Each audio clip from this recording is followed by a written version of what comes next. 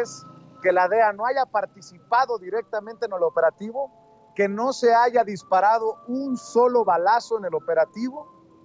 y si en determinado momento tú ves que la estrategia pueda no cambiar, pero sí ajustarse luego de,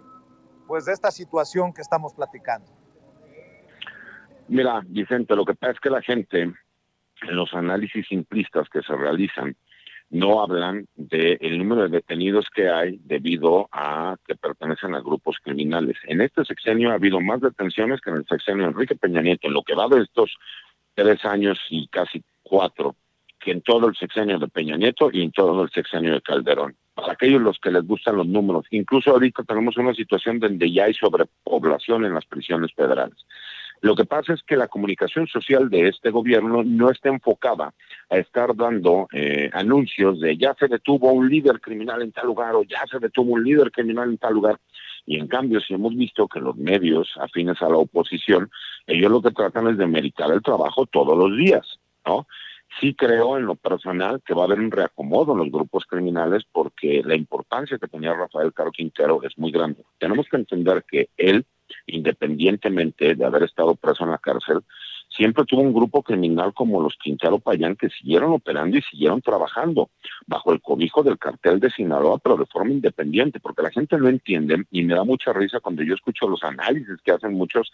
pseudo especialistas en donde dicen que supuestamente determinados grupos criminales pertenecen a determinado cartel, al grado de que luego los ponen como si estuvieran colaborando, trabajando con los que son sus enemigos directos. Y desde ahí te das cuenta que los análisis simplistas o aquellos que se meten a Internet pues no tienen ni la menor idea de lo que están hablando. Pero la realidad es que estamos hablando de un narcotraficante no solo legendario, sino que él supo invertir su dinero en negocios legales y que no importa que en su momento se haya adquirido por medio de la ilegalidad, para los años que han pasado, ese dinero ya entró en las finanzas de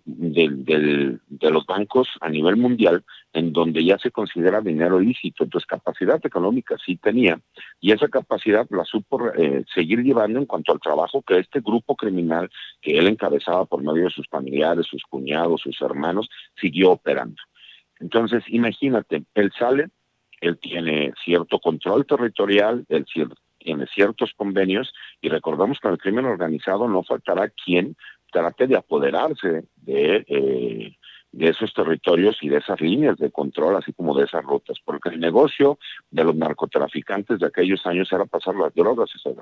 hacia los Estados Unidos, porque tenían esa capacidad de hacer el negocio, enviarlos a Asia, enviarlos a Europa, etcétera. Ahorita estamos hablando de grupos criminales de carácter regional, que ha cambiado la forma en cómo hace negocios, y como no tienen la capacidad de pasar las drogas a los Estados Unidos, entonces empiezan a adueñarse del negocio criminal de forma regional, y aunque no tienen las capacidades de un cartel de la droga, ellos pagan para tener un nexo, ¿no? O el uso del nombre de esos carteles de la droga. Pero es un tema muy amplio, mi querido Vicente, que algún día tendremos oportunidad de platicar.